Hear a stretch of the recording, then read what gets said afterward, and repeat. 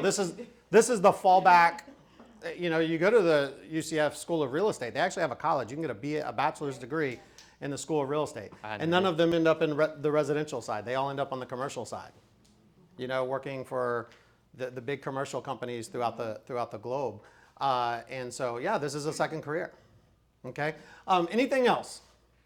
And doesn't mean we can't add to the board later. Yeah, if it comes to your mind, we can always, yeah, freelance. Anyone else? All right, now I'm gonna add one more thing up there. I'm gonna add coaching. All right, and at some point later today, I'm gonna have Richard's coach, who just happens to be in here, give Dr. Linda an opportunity to share as well. And so, Dr. Linda, say hi in the back. Our only non-licensed real estate agent that came today. And sometimes we need real estate coaching, and sometimes we need life coaching. Sometimes we need marriage coaching, sometimes we need parent coaching. And somewhere along the lines, there was a stigma that coaching and counseling and all that is bad. And because I grew up in that era. You know, you don't need marriage counseling, you got to tough it up. You don't need parent counseling, you just got to spoil the rod, or spare the rod, spoil the child type. You just beat the crap out of the child. You know, and that's the way I grew, you know, but no, it's not that way. So let's start with farming, okay? Let's break down farming, because I kind of knew that was probably going to be one of my things. Here's the one thing with any type of farming that I would tell you is whatever you choose to do, you just do it. And I know that seems simple, but you got to be consistent at doing it, okay? And here's what I mean by consistent. If I go into, Jared, I'm going to use your neighborhood as an example. He lives in Oaks and Moss Park. If I go into Oaks and Moss Park and I do door hangers once every 6 months, I may or may not get one transaction out of that over the next 12 months. Maybe if I'm lucky, one. I'm really not going to get a lot, because that one door hanger is going to be just no different than a postcard that people get in the mail. They're going to look at it, they're going to toss it. If you want to do door hangers, whether it's to promote your business, your brand, an event, okay, whatever you choose to do, you got to do it on a monthly basis.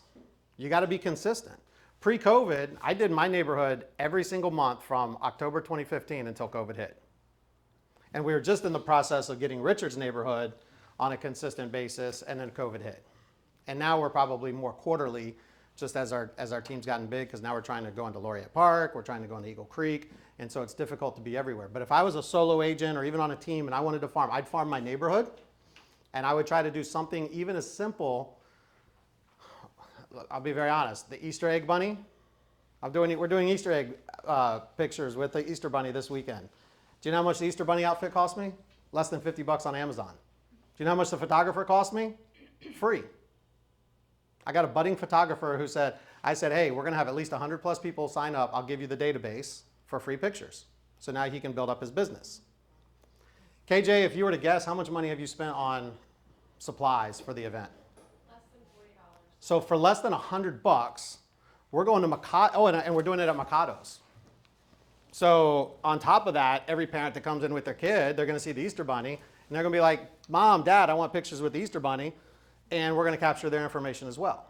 So whatever you do, you just got to be consistent in doing it, and doing it on a consistent basis. Don't go out there and see, and I know you're on Peter's team, Peter Lou's going to do a freaking Easter egg hunt with 5,000 eggs. And that whole event that he puts on, all in, is probably going to run anywhere between five grand plus. Now he gets sponsors to offset that, but you don't have to spend a lot of money. I just told you the Easter egg bunny is less than 100 bucks, and we're going to get business out of that. Leverage a business that maybe you go to that is more of a mom and pop business to host an event to. And what I mean by that is, in Lake Nona, everyone thinks it's commercialized. And everyone's like, oh, we just want mom and pop restaurants. Actually, we have more mom and pop restaurants than we do commercial restaurants. People just, they're blinded by Chili's and Olive Garden. Go to those mom and pop restaurants and build a relationship with them. I remember when there was a lady who made cookies. She said, I'll never be able to open up a store in Lake Nona, a cookie store. She's a cookie chef. Because they'll never support me. And now we got a cookie shop coming. We already have a cupcake shop. What's up, James? Hey, bro. How you doing, man? Quick plug. James just retired from his full-time job, and now he's a full-time real estate. So let's give James a round of applause. And you served Tampa Police Department for 20 years? 10 years. 10 years. 6 years of another agency. That's awesome, man. So welcome to the full-time club, bro. Yes.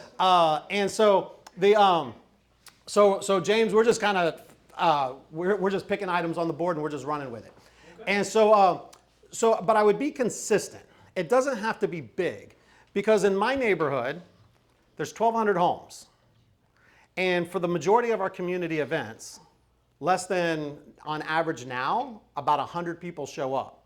So we're averaging, on average, and it's consistently been between 8 and 10% actually show up. But here's the thing. We'll still list 15 to 20 homes in my neighborhood a year. And most of those don't have kids. Like we've got a home that we just listed a week and a half ago, and I asked her, I said, how did you hear about us? And she said, your stuff is everywhere. And I actually told her, I said, I think I remember speaking with you on Facebook. She said, I'm not on Facebook. I was like, whoops. I said, I think I met you at one of our community events. She goes, we've never been in any of your community events. We just know that you're the guy. And then we're listing another house tomorrow in my neighborhood that she and her daughter have been to every single one of our events since 2015. And I asked her, because she's moving and she made it publicly, she's moving, and she's been telling me for 6 months that I'm her guy, but she never signed until like 2 weeks ago. And you get nervous because you're like, are you really the guy? And I asked her, I said, how many agents in the neighborhood reached out to you? And she said, probably about 10. And she still stood by me, and I'm sure some came in with lower commissions and higher price points and things like that. So you just got to be consistent. You don't have to spend a lot of money. And what you can do is, who lives in an apartment complex? No one lives in an apartment complex? If you ever live in an apartment complex, that's the best place to farm, because everyone's a potential buyer. Okay, so since no one lives in an apartment complex, I would partner with businesses, and it doesn't have to be, once again, it doesn't have to be a real estate business, because Amanda, you've been in the business how long? Over a year, okay? And let's just say, for all intents and purposes, you may not have a strong relationship with lenders, where I can go to a lender and say, we're doing a cool event, I need $5,000. But if you're brand new in the business, find someone that you connect with and grow your business with that person. And what may be a $50 donation today could be a $500, $1,000 donation, etc. My wife just walked in yesterday. She sent a text message to somebody, in regards to a sponsorship. And she said, what do you think? I said, I think you should ask for either 500 or 1,000. And she asked for 500. And I think that's fair. As you grow your business, you can ask for more. But don't be afraid to ask for business. If you go to a title company you've never used before and say, and you're brand new, Mike, how many you've closed about what, 10 homes in the last 12 months? Close, 5? Okay, so 5. So if Mike goes into, who do you use, Magnolia? Red Door. So if Mike walks into Red Door Title and say, hey, I got this really cool event at Drive Shack, I need $3,000. Mike Lewin's probably going to tell Mike Becker no, but he might give Mike $250, $300, loyalty, But I would ask those businesses to offset your costs. Think about it. For the Easter Bunny, all I needed was two businesses to give me $50 each. It doesn't have to be expensive. We did a glow stick jam in my neighborhood, glow stick jam in his neighborhood. We went to Kim's, and Kim's was very low key because it was our first time going into Laureate Park. And you can buy almost 10,000 glow sticks for $200 on Amazon. Kids love glow sticks. I mean, North Lake Park, remember I told you about 8 to 10% show up? In his neighborhood, it's probably 15 to 20%, and you see the difference in numbers and size. Kids, because a lot more kids in my community. Yeah. We did a Christmas parade. We paid for Santa. But you can go get any old man in your neighborhood that looks like Santa. Because at the end of the day, it's not about Santa Claus that's at the Millennium Mall. We put Santa in a Jeep. And our Santa had a fake beard. And you could tell it was a fake beard. And going back to what he said earlier about leveraging businesses, right? I mean, I have friends that own a slingshot business, so they rent slingshots. So we leveraged the slingshots, went to my buddy and said, hey, I need 4 or 5 slingshots, and we put all these characters in the slingshots. The kids thought the cars were cool, but again, leveraging small businesses. And don't be afraid to ask. Yeah, the answer is always no if you don't ask. And don't be, and it doesn't always have to ask real estate businesses either. I've asked my dentist, who I refer my dentist a lot. You know, I would feel very comfortable if we were doing an event, let's just say on leadership, I'd feel very comfortable asking Dr. Linda, say, hey Linda, we got this amazing event. I would love for you to be a sponsor. Because hopefully, He's asking you right now. I'm prepping her for one day. But you know, hopefully she sees value that we bring to her and vice versa. We've sponsored her events. And so maybe there's that value. But any business that you support is your place. Who goes to the same restaurants? I mean, my wife and I, we go to Nona Blue and Azteca, and a smattering of a few other places. But guess where we do events at? Nona Blue and Azteca. Because we can go to the owners and we can say, hey, look, this is what we want to do.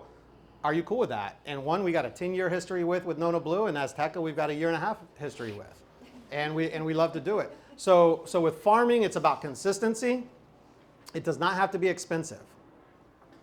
Remember what I just said about Peter's event. Peter's probably spending $5,000 plus this weekend in Laureate Park. It's going to be insane how big it is. Like you guys got to watch the video. You get the drone and you just see all these kids looking like roaches coming after a crumb. It's like insane seeing these kids come out. I mean, he puts on this amazing, insane event. We're taking pictures with Easter Bunny. And we're both going to have similar impact, similar reach. Okay, so it doesn't have to be expensive. It doesn't have to be over the top. Does that help in regard, Cassie? Yeah, I would say with those, what are the different ways to capture the data without feeling like you're like, hey, do you want to buy a house?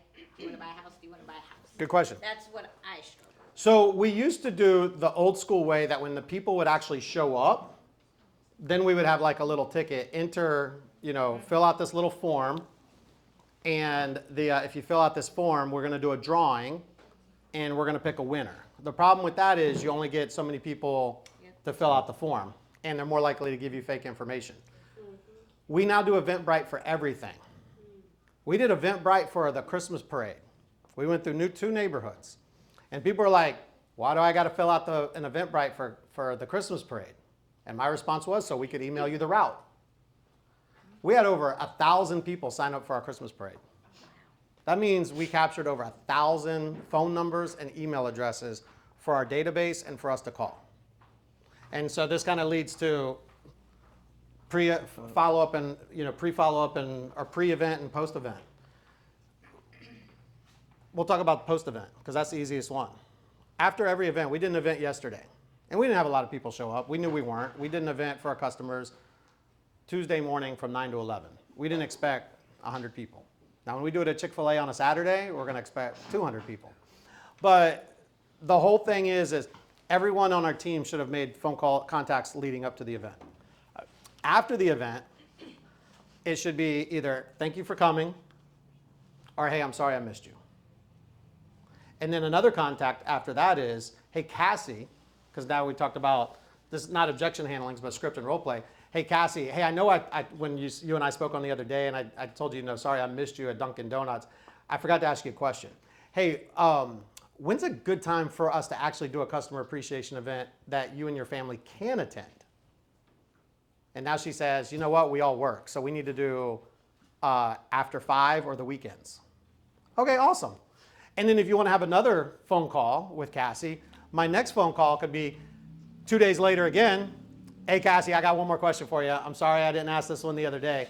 What would be a good recommendation for you and your family for us to do our next customer appreciation event? And so all it is asking questions. But once again, I didn't ask for business.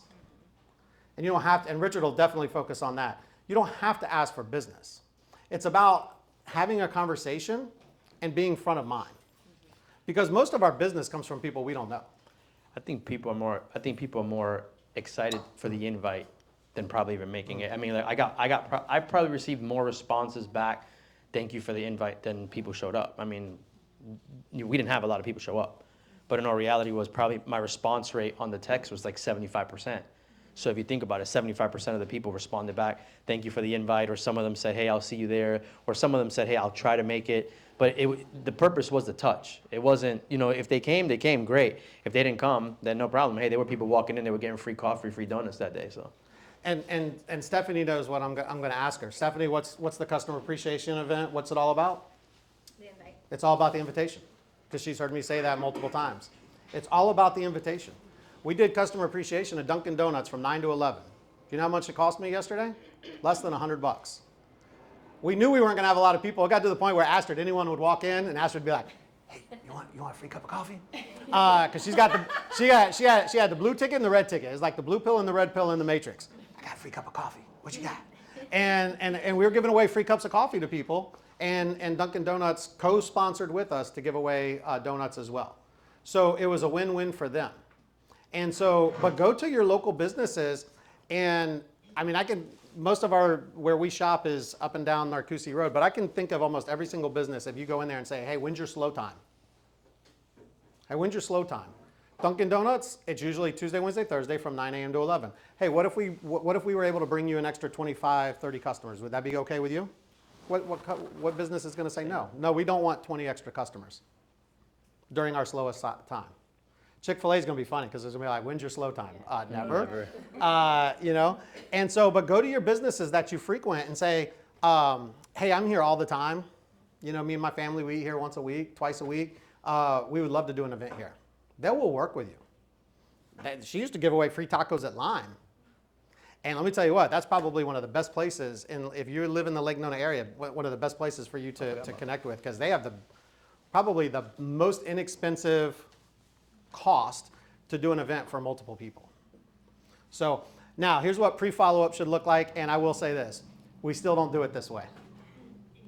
This is like, and in paper, and I think KJ left, I'll email this to everyone. It's great in theory, but we haven't gotten to the point where we plan our events out 8 weeks in advance. But you should have 8 weeks of touches.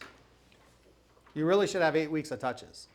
And the reason why, and I've got this in writing, and so, since KJ knows who showed up, I'll make sure we email this out, is you should have a save the date. You should have the Facebook invite. You should have the Eventbrite. You should have the text, the phone call. You know that people aren't going to RSVP. So now you have to call them and say, hey, Stephanie, hey, I've got this, we've got our next customer appreciation event, and you haven't RSVP'd yet. And now I'm touching, I'm giving her another touch. And so realistically, if you're touching someone 8 times before an event, then you have the event, whether they show or don't show is irrelevant, and then you touch them 2 or 3 times after the event, who are they thinking about when it comes to real estate? They're thinking about you. And everyone wants, if you do it, you should easily get almost every single event you do, that should generate minimum to one transaction, minimum. I've watched Stephanie grow her business, and I've seen her, she farms in the same neighborhood that we farm, and guess what? She ain't put us out of business, and we ain't put her out of business. You know what that means? There's enough business to go around. And we've never tried to stop her from doing anything in her neighborhood, and she's never stopped us doing anything, because there's enough business to go around. We collaborate. In fact, I think during the Christmas time, she's like, hey, I'm doing pictures with Santa on this day. When are you doing your parade? And we didn't do them on the same day. James lives in my neighborhood, and James is like, hey, I'm going into real estate full time. We've sat down, we've broken bread, we've had coffee, and he's like, I want to do community events. Cool, that's awesome. Can we support you? Because there's enough business to go around. And so, if I lose a listing to James, that's awesome. I'm happy for James. I get it, probably 5 years ago I'd have been mad, but it is what it is now, and it's okay. A little bit, but Yeah, it's okay. There's enough business to go around. So, but the pre-event, I'll send this email out, but there should be close to, if you plan out far enough in advance, 8 touches, follow up after the event, 3 touches. And that's going to give you, and once again, Richard, how often do we talk about real estate on the phone with people? I never talk about real estate on the phone. I always ask questions about them, their family, what they have going on in life. I've always said the same thing, and my wife can tell you. Look, at some point you're going to ask them, how's work, how's family, how the kids. They're always going to ask you, how are you doing? The conversation's always going to go next into how's everything with you. I've learned that no matter how busy your business is, whether it's good, whether it's bad, it's always great. So even if you're slow, how's business? It's great. So Here's your script. Someone asked me, they say, Kevin, how's business? Man, it's great. We're slammed, but I'm never too busy for you, and I'm never too busy for your referrals. You're basically asking for business without asking for business. You're asking for business. I'm never too busy for you, and I'm never too busy for your referrals. And the other day, I got a call from an attorney who owns his own title company, and he referred me his friend who's moving here. I've never sent that attorney business to his title company, ever. And I asked him, I said, hey, Richard, if you don't mind me asking, why did you choose me? I I said, didn't send you that. the other Richard Hale, not Richard. And he said, and he basically said, you're the only person that I trust with my friend. And that was a huge compliment from someone who owns a title company. And so, but he's heard me, because every time he and I get together, he goes, how's it going? I said, man, business is great. Never too busy for you, and I'm never too busy for your referrals. And that's a great script to have in your back pocket. Questions about farming or pre-event, post-event? Good stuff so far? I would say one thing to note, because I learned this the hard way, the Eventbrite stops collecting information at the start of the event. Yes. Because I messed up my first event after we talked and I did the Eventbrite, and I was like, oh, okay, yeah, sign up here, the QR code and everything.